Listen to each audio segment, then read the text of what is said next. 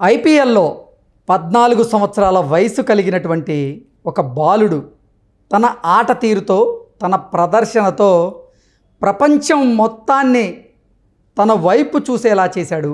అతనే వైభవ్ సూర్యవంశీ. కేవలం 35 బంతుల్లోనే సెంచరీ పూర్తి చేసినటువంటి 14 ఏళ్ల యువకుడిగా ఎన్నో రికార్డులను సృష్టించినటువంటి వైభవ్ సూర్యవంశీ ప్రస్థానం ఏంటి అనేది మనం పూర్తిగా తెలుసుకునేటువంటి ప్రయత్నం చేద్దాం. ప్రస్తుతం మనతో పాటు ఉన్నారు ప్రముఖ సినీ విశ్లేషకులు, ప్రముఖ సీనియర్ జర్నలిస్ట్ యజ్ఞమూర్తి గారు. వారితో మాట్లాడదాం. సార్ నమస్తే. సార్ నమస్తే కృష్ణ. ఐపీఎల్లో 14 ఏళ్ల వయసు కలిగినటువంటి ఒక యువకుడు తన ఆట తీరుతో ప్రపంచం మొత్తాన్ని కూడా తన వైపు తిరిగి చూసేలా చేసుకున్నాడు. కేవలం 35 బంతుల్లో 100 అంటే సెంచరీ చేసినటువంటి ఒక బొడ్డోడిగా గుర్తింపు పొందినటువంటి వైభవ్ సూర్యవంశీ అతని ప్రస్థానం ఏంటి? ఒక చిత్తరపిడుగ్గా ఇప్పుడు వైభవ్ సూర్యవంశీని అందరూ చూస్తూ ఉన్నారు. ఏంటి అసలు బ్యాక్గ్రౌండ్ ఏంటి సార్ అతనిది? 14 ఏళ్ళ యువకుడు అంటే బాగాలేదు, 14 ఏళ్ళ పిల్లోడు. ఎందుకంటే తను చదువుతుంది 9th క్లాసే. బొడ్డోడు అని పేరు పెట్టారు, అందుకని బొడ్డోడు, చిత్తరపిడుగు బొడ్డోడు. అంటే మనం ఒకప్పుడు మాస్టర్ బ్లాస్టర్ సచిన్ టెండూల్కర్ అని చెప్పేసి అన్నాం. అప్పుడు అతను చిత్తరపిడుగు సచిన్ అని చెప్పేసి అనేవాళ్ళం. అతను 16 సంవత్సరాల వయసులో క్రికెట్లోకి అడుగు పెట్టాడు. ఈ అబ్బాయి చూస్తే ఇప్పుడు ఈ ఐపీఎల్ పుణ్యమా అని చెప్పి కేవలం 13 ఏళ్ల వయసులోనే రాజస్థాన్ రాయల్స్ జట్టు అతన్ని ఆక్షన్లో గెలుచుకుంది. మామూలుగా అయితే బేస్ ప్రైస్ అయితే 30 లక్షలు. మామూలుగా ఎవరైనా అంటే మెయిన్ ఆటగాళ్ళు కాని వాళ్ళందరికీ కూడా, మిగతా వాళ్ళందరూ కూడా, అనామక ఆటగాళ్ళందరూ కూడా మినిమం బేస్ ప్రైస్ 30 lakhs. అట్లాంటిది ఈ అబ్బాయిని కొనటానికి రాజస్థాన్ రాయల్స్తో పాటు ఢిల్లీ క్యాపిటల్స్ కూడా పోటీ పడ్డాయి. సో అప్పుడు రాజస్థాన్ రాయల్స్ 1,10,00,000 పెట్టి, అంటే 1.1 crore పెట్టి ఈ అబ్బాయిని కొనుక్కుంది. అప్పుడే చాలామంది అన్నారు ఇది అసలు ఎవరో తెలియదు, చిన్న పిల్లోడంట, 13 ఏళ్ళు అంట, 9th క్లాస్ చదువుతున్నాడు, అతనికి అంత రేటు పెట్టి కొనుక్కోవడం ఏంటి అనేటువంటి మాటలు వినిపించాయి. పైగా ఏంటంటే ఈ చూసుకుంటే 7 మ్యాచ్ల వరకు ఆర్ఆర్ మొదటి 7 మ్యాచ్ల్లో అబ్బాయి లేడు. 8వ మ్యాచ్లోకి ద్రావిడ్ అబ్బాయిని రంగంలోకి దింపాడు. సో 8, 9, 10 ఇప్పుడు 3వ మ్యాచ్ ఆ అబ్బాయికి. మొత్తం టీంకి వచ్చి 10వ మ్యాచ్ దీంట్లో. మరి 3వ మ్యాచ్లోనే సెంచరీ చేసి, అది కూడా ఇట్లాంటి సెంచరీ కాదు, కేవలం 35 బంతుల్లో. అంటే ఒక రకంగా చెప్పాలంటే అబ్బాయి ఆట నిన్న చూసిన వాళ్ళందరూ కూడా చాలా గర్వపడ్డారు. చూసిన వాళ్ళందరూ కూడా ఇది చూడకపోతే ఎంత మిస్ అయిపోయేవాళ్ళం అని ఫీల్ అయ్యారు కూడా. చూడని వాళ్ళైతే నిజంగా ఫీల్ అయ్యారు. కాకపోతే హైలైట్స్లో చూసుకొని అబ్బాయి ఆడ చూసి కూడా సంబరపడ్డారు. అంటే అంత ఎక్కడ కూడా జంకు గొంకు అనేది లేకుండా అంత నిర్భయంగా ఆ అబ్బాయి షాట్లు ఆడుతుంటే, ఎందుకంటే ఆ అబ్బాయి 101 పరుగులు చేసి, అంటే ఎంతో ఎక్స్పీరియన్స్ ఉన్నటువంటి ఆటగాళ్ళలాగా తను కొట్టినటువంటి 6లు ఏవైతే ఉన్నాయో అందరినీ ఆశ్చర్యానికి గురి చేసింది. అవును, ఎందుకంటే మరి ఆ మామూలుగా అయితే 14 ఏళ్ల వయసు, పైగా ఆ అబ్బాయి ఏమి బలంగా కూడా కనిపించట్లా. మరి 90 మీటర్ల దూరం సిక్సర్ కొట్టాడంటే ఎంత పవర్ జనరేట్ చేశాడు అబ్బాయి. అంటే చాలామందికి సాధ్యం కానిటువంటి మహామహులు ఉన్నారు మన దాంట్లో, లెజెండ్స్ కూడా ఇంకా ఆడుతూనే ఉన్నారు. ఐపీఎల్లో సార్ 360 degreesలో ఆడే ఆటగాడిగా సూర్యకుమార్ యాదవ్కి పేరు వచ్చింది. అయితే నిన్నటి మ్యాచ్తో నిజంగా వైభవ్ సూర్యవంశీ అతను కూడా 300 degreesలో ఎటైనా సరే షాట్ కొట్టగలడు అనేటువంటి పేరు తెచ్చుకున్నాడు. అవును, ఎన్నో రికార్డులను అయితే తను సొంతం చేసుకున్నాడు. అవును, అంటే ఇప్పుడు 35 బంతుల్లో ఐపీఎల్లో సెంచరీ చేసినటువంటి మొదటి ఇండియన్ అతనే. అంతకుముందు యూసఫ్ పఠాన్ పేరు మీద ఉంది 37 బంతుల్లో. ఇప్పుడు ఆ ఫాస్టెస్ట్ సెంచరీ అనేది ఇతని పేరు మీద ఉంది ఇండియన్స్కి సంబంధించి. ఓవరాల్గా చూసుకుంటే క్రిస్ గేల్ తర్వాత నెక్స్ట్ ప్లేస్లో ఉన్నాడు. పైగా 14 అతి పిన్న వయసులో సెంచరీ సాధించినటువంటి ఆటగాడు ఐపీఎల్లో. అలాగే రాజస్థాన్ రాయల్స్ తరఫున కూడా చాలా రికార్డులు బ్రేక్ చేశాడు. సో ఇలా పైగా ఏంటంటే ఇంత చిన్న వయసులో సెంచరీ సాధించి, అతి తక్కువ బంతులో సెంచరీ సాధించి, రాజస్థాన్ చేసినటువంటి సెంచరీలో 92 పరుగులు కేవలం బౌండరీల ద్వారా వచ్చాయి. 94, 7 పరుగులు మాత్రమే అతను సింగిల్ చేశాడు. మిగతా 94 అంటే 11 6లు, 7 4లు కొట్టాడు. సో దాన్ని బట్టి ఆ అబ్బాయి ఆట తీరు, అంటే ఆ అబ్బాయి యాటిట్యూడ్ కూడా మనకు అర్థమైపోతుంది.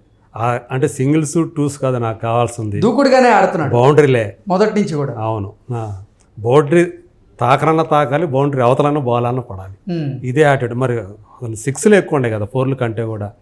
సో ఇది కూడా రికార్డే, 6ల పరంగా కూడా రికార్డే. సో ఇట్లా ఎన్నో రికార్డులు తన పేరిట లిఖించుకున్నటువంటి అబ్బాయి, బీహార్కి చెందినటువంటి ఒక కుర్రోడు, ఒక రైతు కొడుకు.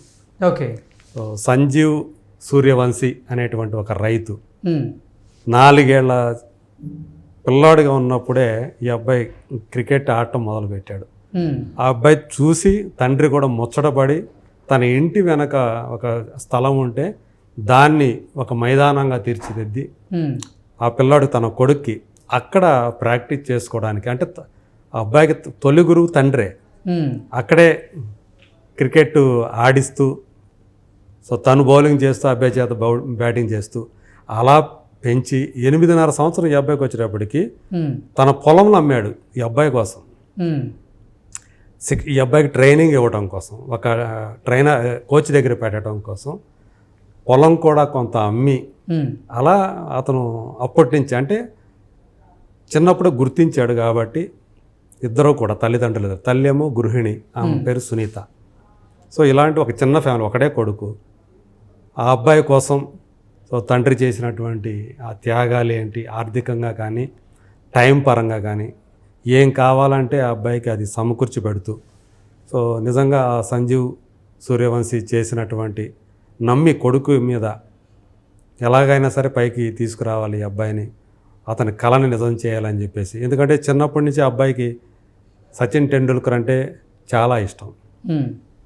సో అట్లా సచిన్ టెండూల్కర్ని చూసి అతని ఆట అలా కావాలని అంత చిన్నప్పటి నుంచే కళలు కన్నటువంటి ఆ అబ్బాయి ఇవాళ నిజంగానే సచిన్ టెండూల్కర్ చేత ప్రశంసలు పొందే స్థాయికి రావటం, రాహుల్ ద్రావిడ్ లాంటి ఒక గొప్ప కోచ్ దగ్గర తను పనిచేయటం, ఈరోజు తను రాటు తేలటం, ద్రావిడ్ కూడా అబ్బాయి మీద మొదటి 2 అనుకున్న స్థాయిలో ఆడకపోయినప్పటికీ కూడా మళ్ళీ 3వ మ్యాచ్లో అవకాశం ఇవ్వటం ఓపెనర్గా. అంటే దిగ్గజ ఆటగాళ్ళందరూ కూడా రాత్రి అతని ఆట తీరును చూసిన తర్వాత ప్రతి బాలికి పైకి నుంచొని అసలు చప్పట్లు కొట్టేటువంటి పరిస్థితి ఉంది, సీట్లో కూర్చునే పరిస్థితి అయితే లేదు. అవును, అసలు మొత్తం standing ovation.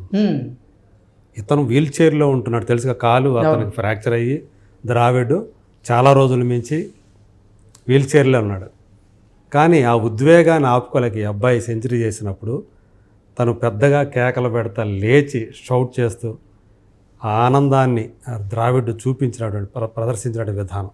So that is Vaibhav Suryavanshi ఆట తీరు అని చెప్పేసి మనం చెప్పాలి. అంటే అంత అతను ఏదో మామూలుగా ఆడితే అంత ఉండకపోవచ్చు, కానీ అబ్బాయి ఆడిన విధానం ఏదైతే ఉందో ఆఖరికి యశస్వి జైస్వాల్ లాంటి అతన్ని కూడా చిచ్చరపిడిగా అన్నాం మనం యశస్విని. తను ఆ అబ్బాయి ఆడుతున్నటువంటి విధానం చూసి, వైభవ్ ఆడుతున్న విధానం చూసి తాను సింగిల్స్ తీస్తూ ఆ అబ్బాయికి స్ట్రైకింగ్ ఇస్తూ అతను ఎంకరేజ్ చేశాడు. ఈ విషయాన్ని వైభవ్ కూడా చెప్పుకున్నాడు తర్వాత.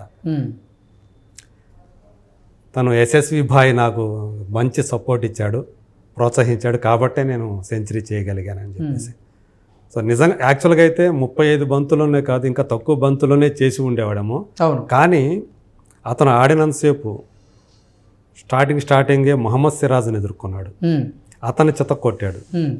తర్వాత 1 ఓవర్ని ఇషాంత్ శర్మను గౌరవించాడు. తర్వాత అతని 2వ ఓవర్లో అతని చేత 28 పరుగులు వచ్చినాయి. అందులో 26 పరుగులు, 2 వైడ్లు తీసేస్తే 26 పరుగులు ఇతను బ్యాట్ నుంచి వచ్చాయి. తర్వాత ఇంకొక అతను జకారియా అని చెప్పేసి, అతను ఫస్ట్ టైం గుజరాత్ టైటాన్స్ తరఫున అతను ఆడుతున్నాడు. నిర్దాక్షిణ్యంగా ఒక్కడే 30 పరుగులు చేశాడు 1 ఓవర్లో. అట్లాగే వాషింగ్టన్ సుందర్. సో అందరూ కూడా మీరు వరల్డ్ క్లాస్ ప్లేయర్లే అతను ఆడిన అందరూ. రషీద్ ఖాన్, ఇంతమంది బౌలర్లతో అతను ఎదుర్కొని అట్లా అంత ఫాస్ట్గా సెంచరీ చేయటం అనేది నిజంగా అన్బిలీవబుల్ అనే చెప్పాలి. అంటే మనం గతంలో ఎప్పుడు చూడలేదు, భవిష్యత్తులో చూస్తామనే నమ్మకం కూడా లేదు. అంత చిన్న వయసులో అలాంటి ఆటని చూపించేటువంటి, అంటే ఎప్పుడో అలాంటి వాళ్ళు వస్తారు, దానికి తగ్గట్లుగా అబ్బాయి ఆడిన విధానం అందరికీ మంచి ఎంటర్టైన్మెంట్. నిజంగా చూసిన వాళ్ళకి ధన్యులు అని చెప్పేసి అనుకునేటువంటి, అంటే ఒక లైఫ్ టైం చూసేటువంటి ఆట అన్నట్టుగా చాలామంది భావిస్తున్నారు. అట్లానే ఆ అబ్బాయి ఏదో ఫుల్ 100% టాప్ క్లాస్ షాట్లే ఆడాడని చెప్పట్లా. కొన్ని ఫాల్స్ షాట్లు కూడా ఉన్నాయి. అవుట్ అయ్యే ప్రమాదం నుంచి కూడా తప్పించుకున్నాడు. సో అంది వచ్చినటువంటి అవకాశాన్ని కరెక్ట్గా 2 చేతుల చేజిక్కించుకొని అతను సెంచరీ సాధించాడు.